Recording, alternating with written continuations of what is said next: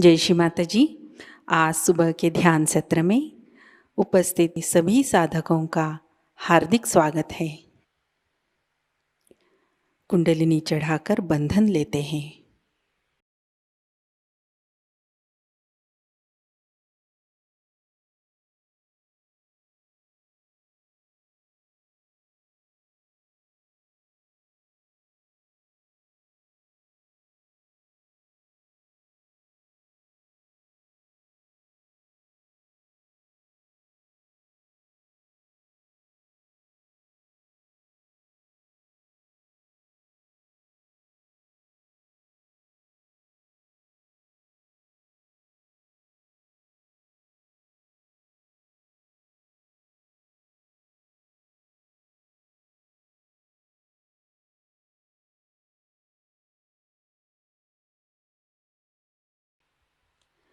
तीन महामंत्र, तत्पश्चात श्री गणेश मंत्र।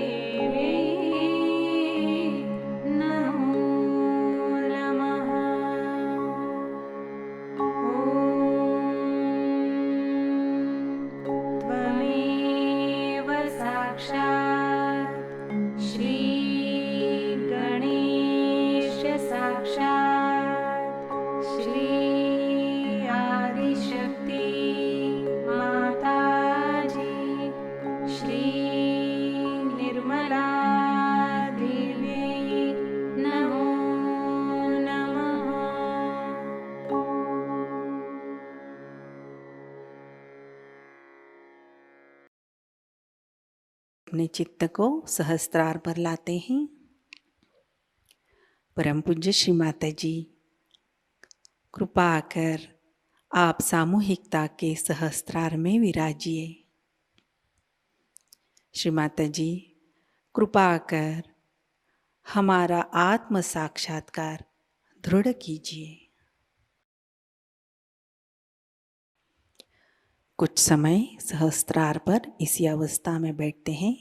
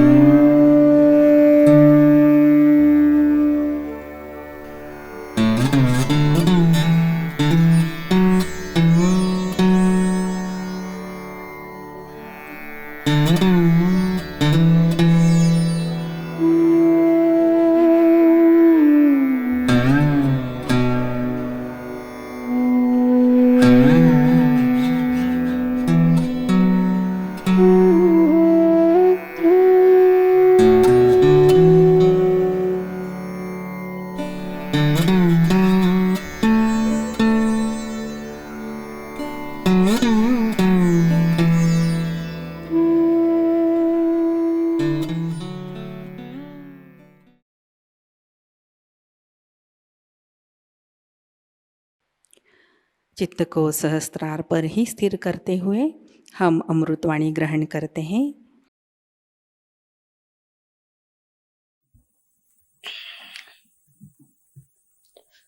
Today I thought we should have Mahasaraswati's Puja would be a good idea. Because we did Mahalakshmi, let's have Mahasaraswati.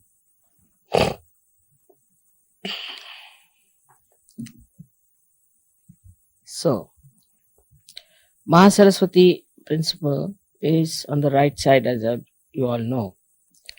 First is the Brahmadeva's principle, which is the Saraswati principle. And then this Mahasaraswati takes you to the principle of Mahabrahmadeva, called as Hiranyagarbha. Now this Hiranyagarbha principle is very important for Sahajayogis. First of all, those who think too much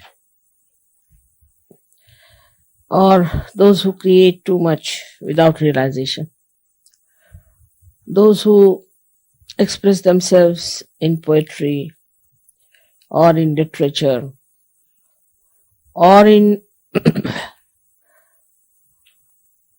music, you can say, in paintings, in all kinds of arts.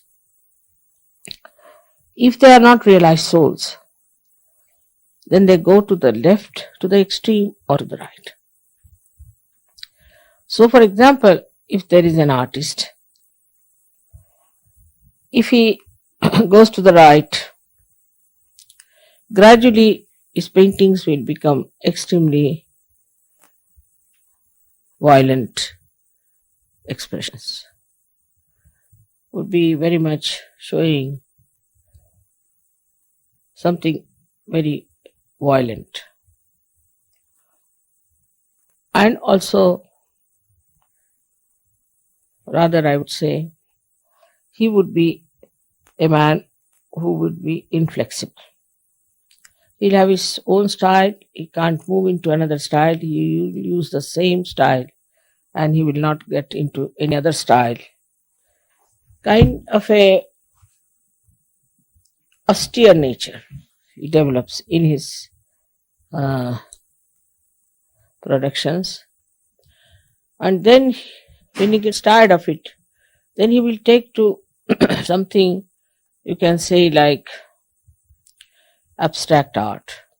But without realization, the abstract art can be something very absurd and funny. I have seen the extremes of it. That I've seen people who put big canvases on the ground and pour lots of oil paints one after another and roll over it. It's supposed to be a painting. They say this is spontaneous because they fell on it or they rolled on that, so it's spontaneous painting that's come out. Now, this spontaneous painting should come from a spontaneous personality, not by rolling on thing or something. I mean, all sorts of things they do, but there's no end to it, to which nonsensical things they take. And they think they have achieved a lot and they've done a lot. And also they sell it to people who have too much of right side. They like it. So they put in lot of effort to create this kind of a painting. Also, the today's pop music also, which is very aggressive, is from the same outcome, because you cannot ascend, so you move to your right. And this pop music then starts now, it's becoming so horribly noisy. I don't know what to call it. Absolutely, it can deafen your ears if you listen to it. And the whole thing is, the whole gestures and all that are so ugly and so aggressive, as if they're going to eat the mic. Sometimes I feel the way go on with the mic and things like that. And see, then these people also impress such people who are very right-sided, and so they become popular. But the popularity is not the sign of real success. It will come and go away. All such artists and painters come and go away. They have no standing. They they are there for a short time. And then the history talks about them, those who have been in the center, never about the people who went to the extremes. God knows how many must have come and gone. And those who are today also painting or singing in that way, tomorrow they will not be known. One after another, you see the craze comes in, one comes, then goes away, another. So they are crazy people. And they create a craze, and the crazy like them enjoy the craze. So it amounts to something that is just wasteful, creates no impression in the history. So this is the right-sided nonsense that comes out of the right-side movement of the sympathetic, going too far with your creativity and also your writing. Like there were many writers in English language, from Shakespeare you can start, who showed the futility of human endeavor, like we call it Avadhuta, the one who has reached a very great degree of development in his spiritual life. He can see the futility of human endeavor, and then he brings them to the point that they have to rise above these stupid inhuman endeavors and take to some sort of an endeavor which will bring them something higher and also will create something of an eternal value.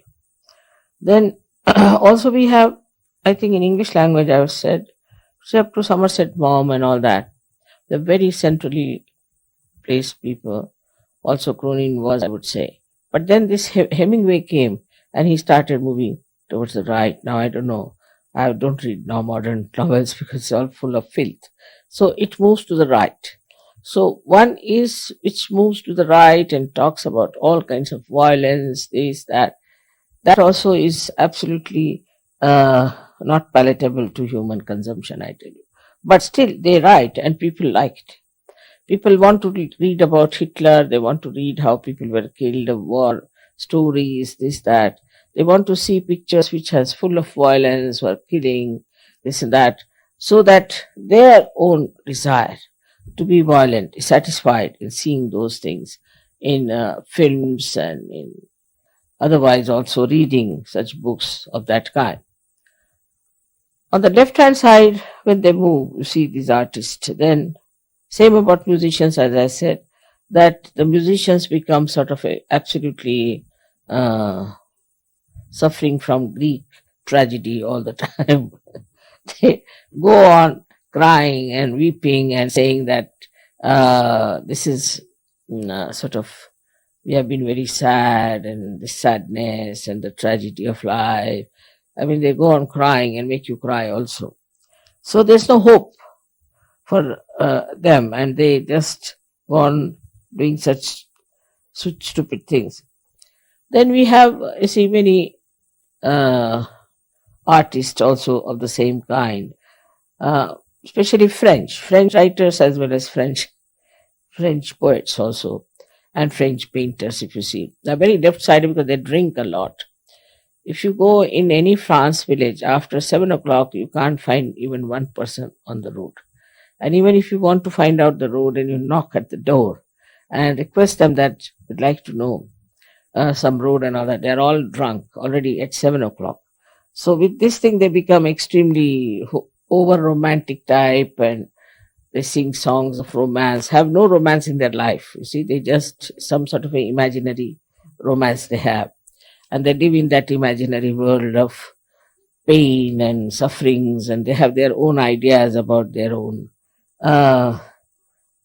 romantic models that they formed in their heads, you see, with their left side. So the poets and the writers go to the left side like that. And in, say, for example, in our India, we had those Muslims who used to drink a lot. Then they started a thing called as ghazal.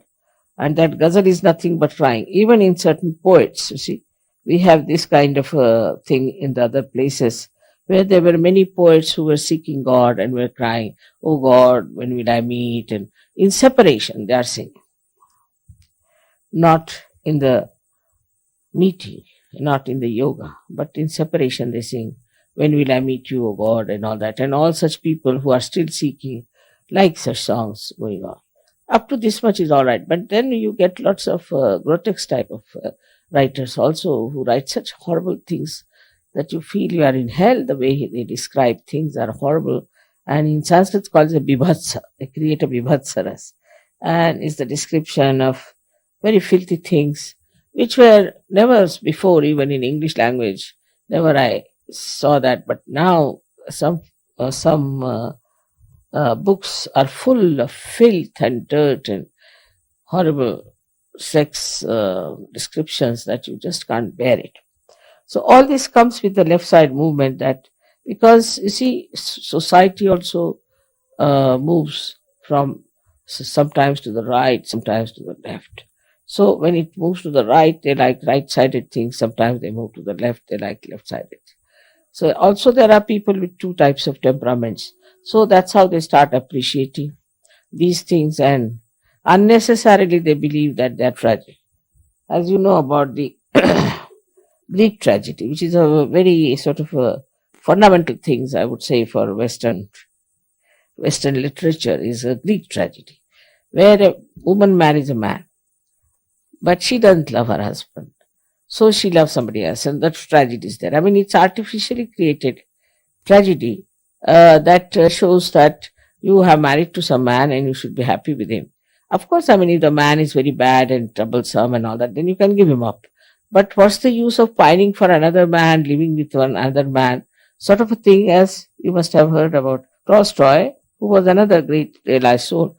He's written Anna Karenina, and ultimately he saw that Anna Karenina commit suicide because what she was doing a wrong thing, you see. So he brought the whole thing so beautifully out, and such an introspection all the time is going on, and also the futility of this kind of a romance that was there. So all this shows to us that there are people at the same time who are in the center. I would say in French writers also, Maupassant was one of them whom I would put in the center. He showed both the sides and he showed the right side also. So we have had Goethe, we had many sort of people in Europe and England, also in English language, because I'm talking about English language. But also same in Sanskrit, in Hindi, in every language, we have the same type of people, but more in Sanskrit, we don't have many people with this right or left side. The reason is, for the literature, there are some rules and regulations. It's not the Western idea in India that we should be abandoned people. That's not accepted. So even in literature, there is a kind of restriction. What is a literature? Sahitya is called as Sahita, means which will be benevolent. Sahita means which will be benevolent. If it is not benevolent, then it is not Sahitya, it's not literature. Then it is trash. So that restriction, you see, which is there, which is given to us by great saints and seers, is still accepted. Of course, some people deviate a little bit they deviate. But once they deviate, it goes out of the society. People just don't read it. Say, for example, some people must have written this Kama Sutra or something long time back. But we never knew about it, we never read about it till the Germans came and made such an ado out of it. We never knew that there are such books. Even now, I don't know who wrote it, or I've never read such a book. I've never seen it with my own eyes. But we have heard about it, that people wrote such things. But actually, if you ask an ordinary human being in India who is maybe a scholar also, he will say, what's that? I've never heard about. But the Germans or the Japanese, very particular on these things. They want to find out all such things. So, these creations of ugliness, I should say, or of vulgarity, all these are a compensation for people who are very right-sided also. Because a right-sided man will always take to drink. Because, you see, he wants to compensate. So the right-sided man also will like such horrible things just to quench his thirst for power. You see, he's so mad, and then he would like to little bit neutralize that movement in such a way that his right-sided behavior is little bit compensated by the left side. So the people who are right-sided take to drinks very much. You will see people will work very hard, and 2 nights, Saturday and Sunday night, they'll just drunk. Then Monday they'll come out with a hangover. See, it's very interesting to note how human beings are. For 5 days, they will slog, and then 2 days they'll just go into a kind of a hibernation, as they say, and absolutely lost to the whole world. Whether they are doctors or professionals, they don't care. So whatever they earn in 5 days, they'll spend it in these 2 days in drinking and finish it off. So that's how the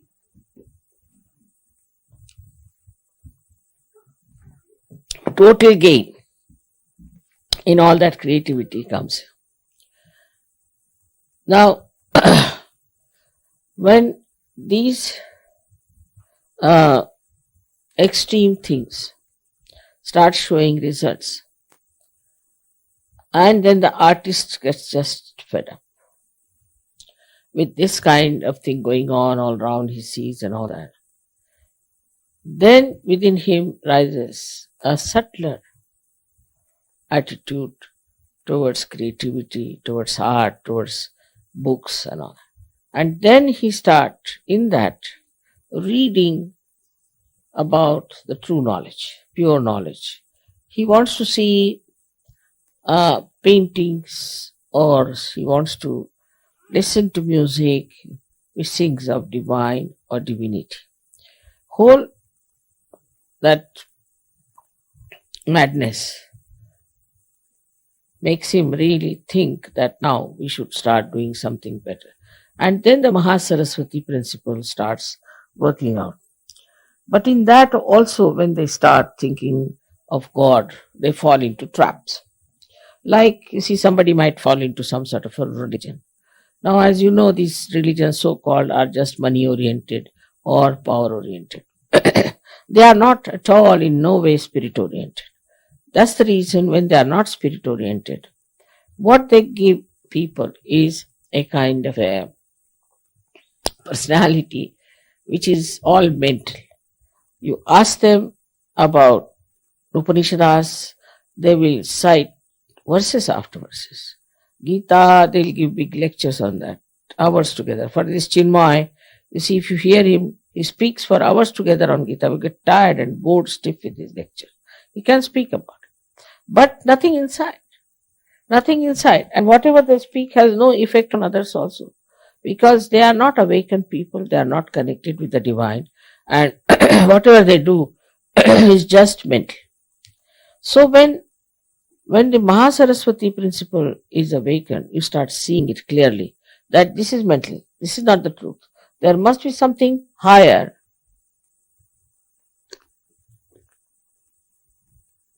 They read about all the spiritual works in their own religion in which they are born. Then they start moving out and reading about some other religions also. Then they think that every religion says the same thing. Then it comes to the Agya point. When it comes to the Agya point only, then suddenly they realize that there is something wrong, that people are mentally only accepting this religion, and there must be something beyond this. At that point, if somebody gets the realization, he just sticks to it. But this Mahasaraswati principle has to be awakened in all the people who are musicians, who are artists, who are this and that and that. And those who have reached that state, then suddenly they can get realization very easily. I've seen some people, very great artists they are today, but when they came to me first, were not at all well known or anything. But when they came to me while singing only, they got their realization. Just singing. Or there was one gentleman who was just playing tabla before me. I was not so good. All right. And then I was in Pune where I saw him. And in Pune he was playing very well. And I said, he's the same fellow. But somebody said, no, mother, he's not the same. He was not such a great player. I said, all right. I had taken some flowers for these musicians, so I sent it. He came running and touched my feet. Mother, have you not recognized me or what? I said, I have. That's why I brought you the flowers. I didn't know what to say. But the way he had improved now, he's a world famous tabla player. World famous. It has happened with many others also, with the Sarot people, with the star people. So many people have achieved a lot. Musicians, they, after coming to me, they have asked me that please do something that we should be able to enhance our creativity. I just take to search, that's all. And when they were awakened, very surprisingly, today most of them are very well-known musicians and very famous in India. Of course, the Western musicians, I don't know where to lay my hands because I don't know till the way they are screaming these days. I think their throats will be out, maybe something, then they might come to me. But on the whole, my own idea is this.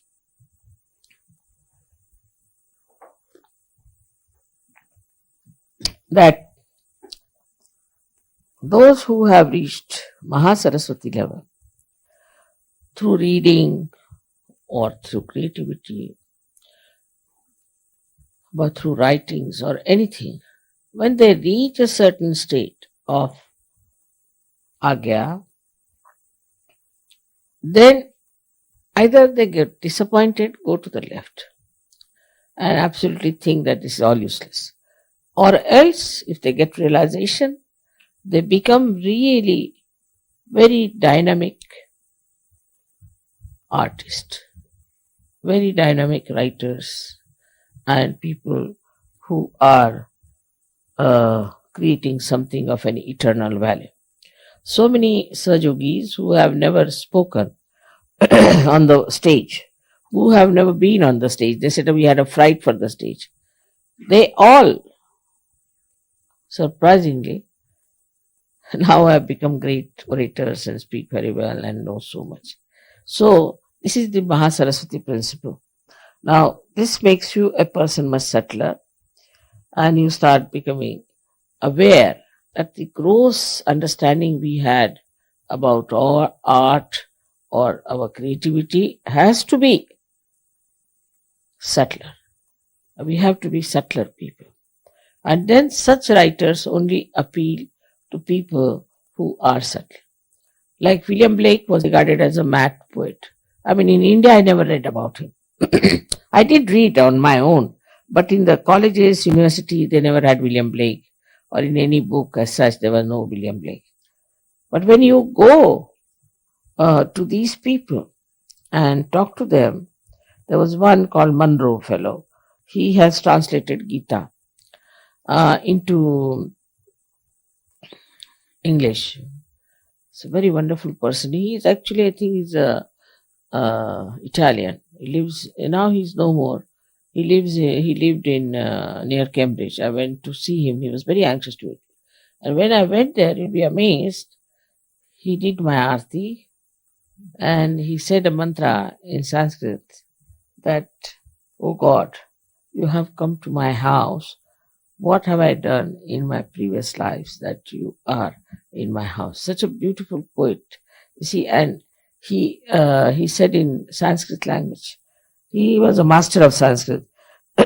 So I asked him, from which book you have taken this couplet? He said, I have composed it myself. So beautiful it was. And then he said certain things from Gita and all that. And he said, Mother, I don't know, you might be, he was very old that time, he was 8 years of age. He said, Mother, maybe you might be able to change these English, but I don't think I've done anything. Even when I translated Gita, they are just reading Gita, that's all. So what's the use of my translation? Just like Bible now, they are reading word by word Gita, so finished. What's the use of doing this work? And he was so disappointed with the whole thing. So he said, what will you work out? How will you work out? I said, all right, I'll try. He said, of course, you are there, you are an incarnation. He just recognized, I know you'll work it out. I wrote a very nice letter to me also. And then he died. But such a nice man, and he suffered a lot. Nobody tried to understand him. He said, I talked to so many scientists and things, and they are absolutely useless and very superficial. So I don't think in this country of England, you'll be able to do much. It was a very superficial country. There were at least 20 English Sahajogis with me. They were listening to it. He said they're extremely superficial. This language is superficial. They don't know about anything about spirit or anything about Kundalini. But he was a very well-read man, very, very deep person. And he told me that while he was studying, gradually he felt this Mahasaraswati principle. The way he didn't say Mahasaraswati, but he felt that there must be subtler knowledge. So he took to books like Gita, this, that. And then suddenly he felt that it's all reading again. It's just the same, like translation. Especially when he translated Gita, he was amazed that people were just reading it like Bible. Then he said that, Mother, I don't know how, but one day I was praying to Mother Mary and to the Holy Ghost, and I got my realization. So he was a realized soul. And he saw me in dream, you see. He said, in dream you came and gave me realization. It's surprising.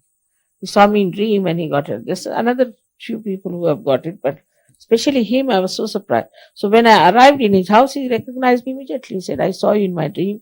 You came and you gave me realization. You awakened my Kundalini and you gave me realization.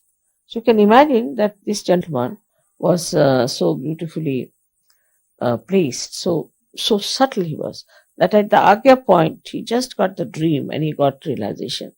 And he said, all the knowledge is now revealed to me so much more. And then he sat down with me. He said, can you stay for some time? I said, I'm now going away. But at least for 5 hours, he was talking to me. He was not tired. He would not leave me. Such an old man was sitting at my feet. I was telling him, you sit on the chair. No, I'm very good. I'm very much all right. You're sitting there. So this is what happens with this Mahasaraswati principle developing within us. But we should allow that to grow within us. So in Sahajayoga, we are not told that we are not to read any book. Not at all. We have to read. But in that book, we have to see the subtle points and see for yourself. I don't read any scriptures because I don't need to read.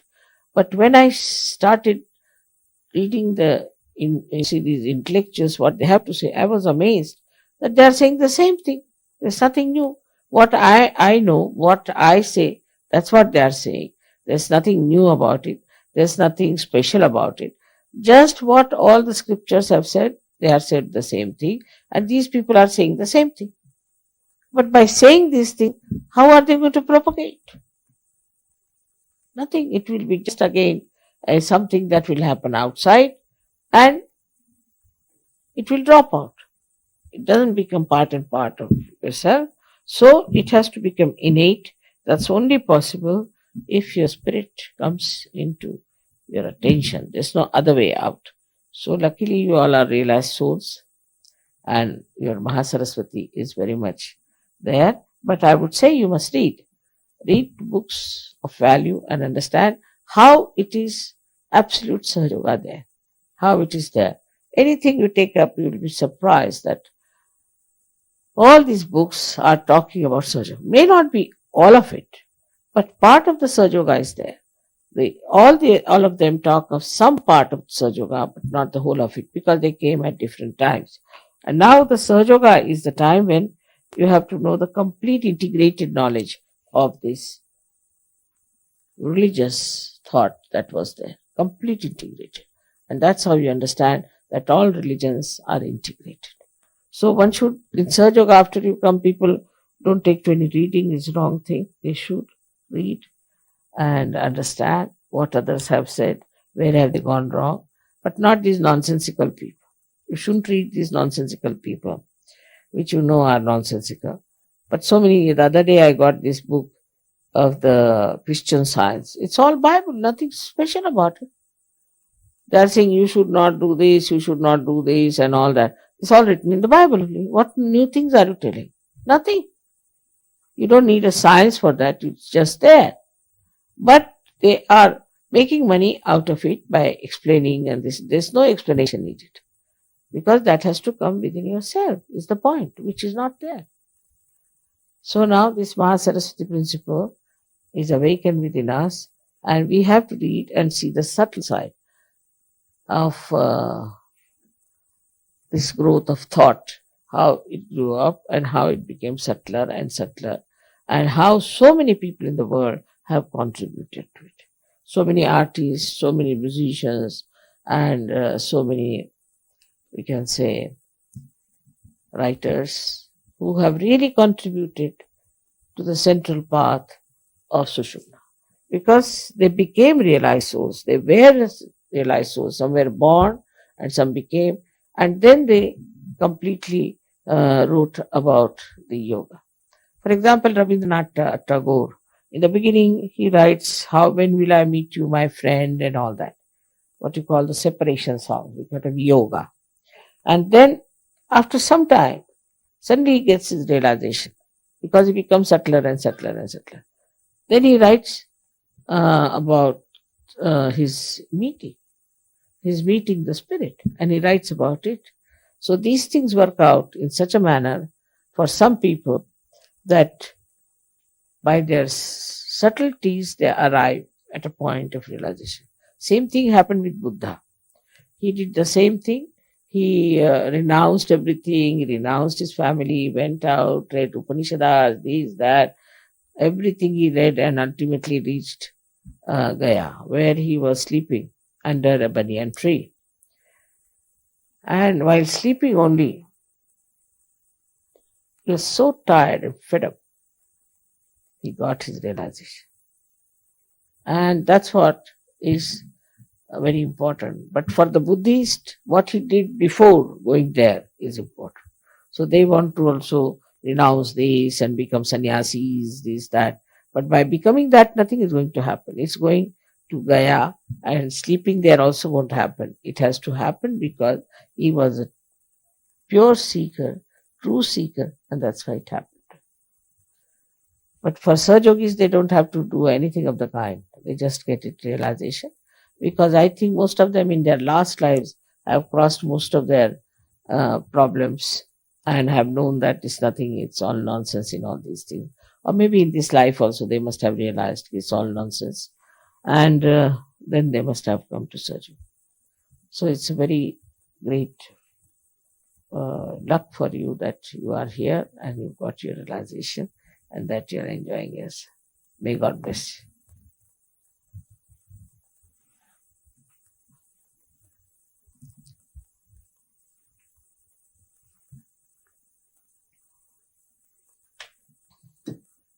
Another side which I have left over is the political side on the right side. You see, even in politics, the growth becomes subtler and subtler. Like we can say in Russia, when it was such a power-oriented thing, it's not money-oriented. The communism was so power-oriented, it reached a place that a person like Gorbachev was to be born. Who would put it in a proper sense? And he came on a central path. He didn't want complete democracy as it is in America. It's a democracy.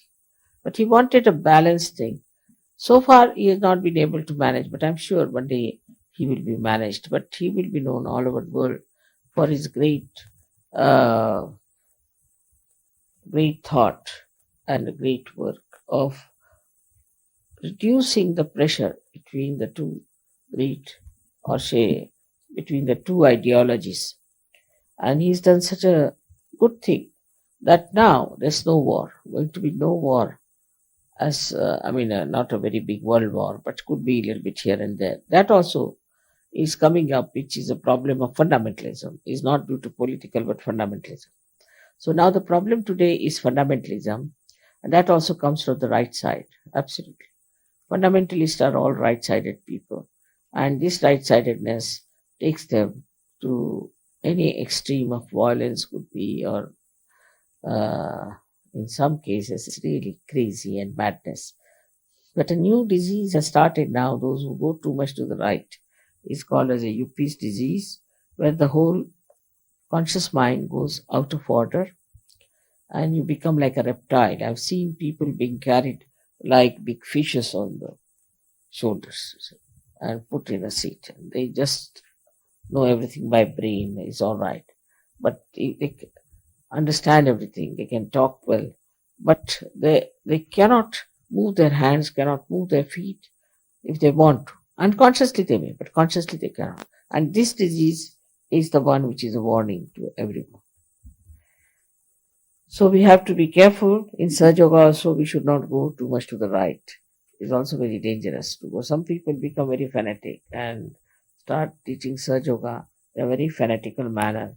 And sort of, you see, like I don't know what to call that, but sometimes I see some people speaking in a manner that one should never speak that way, because we are Sahajogis.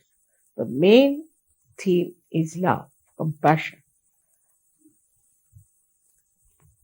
which is a living force and must be done everything with that force, which is a beautiful living force which creates these flowers, which does all kinds of beautiful constructive things.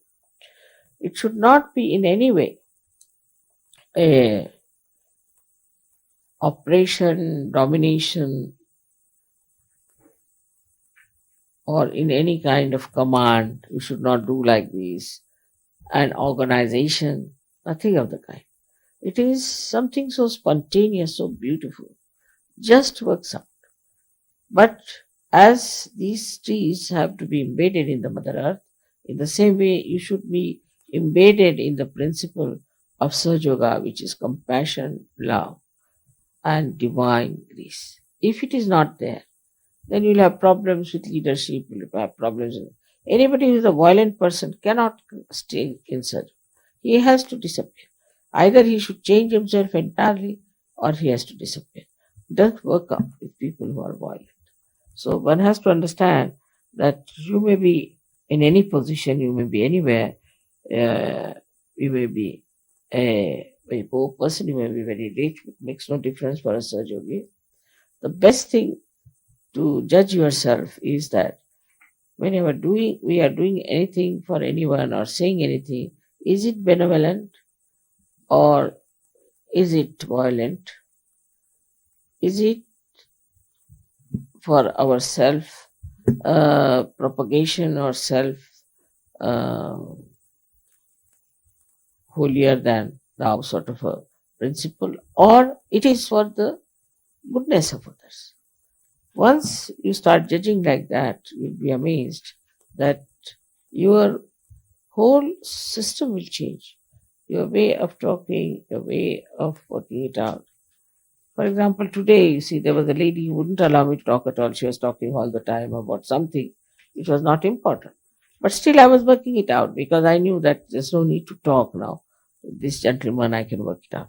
So it is always so that you should try to see the whole thing as a complete play and take a very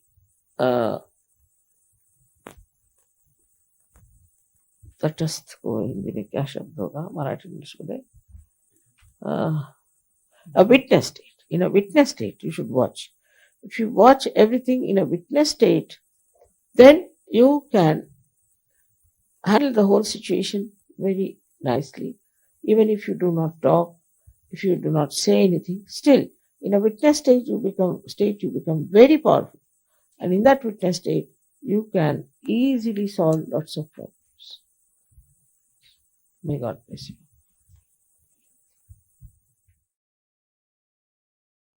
जय श्री माता जी। कुछ समय ध्यान में बैठते हैं।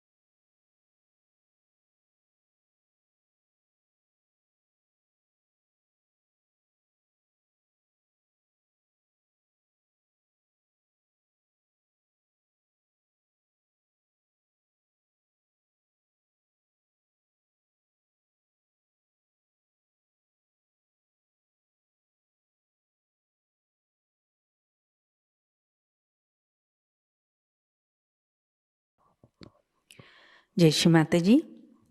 श्री माता जी के पावन श्री चरणों में हम प्रार्थना अर्पित करते हैं। परम पूज्य श्री माता जी, आज का ध्यान आपके श्री चरणों में समर्पित है।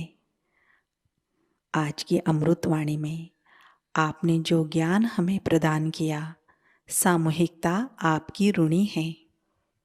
परम पूज्य श्री माता जी, कृपा कर हमें निरंतर संतुलन में रखिए, जिससे हम हमारे धर्म पर खरे उतरे। आपकी कृपा से हमारे अंदर आध्यात्मिक समझ प्रस्थापित हो। आपकी कृपा में हमारी सुबुद्धि का उपयोग सहज कार्य के लिए हो। माँ, कृपा कर हमें उदार व्यक्ति बनाइए।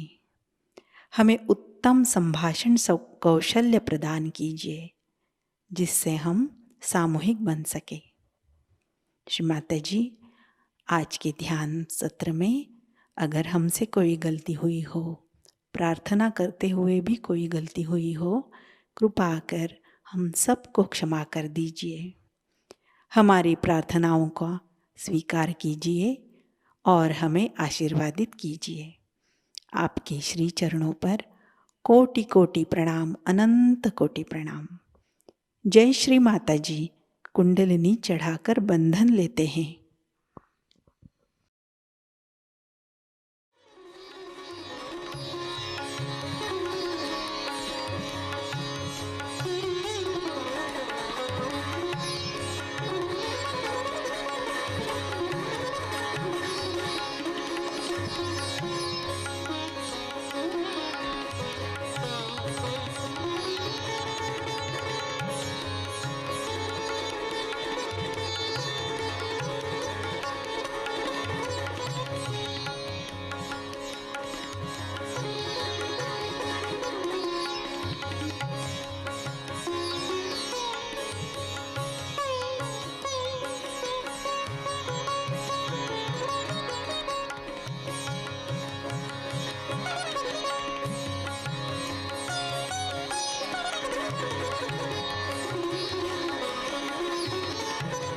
आज आप सभी का दिन अत्यंत मंगलमयी हो। आज का ध्यान सत्र अभी संपन्न होता है। जय श्री माता जी।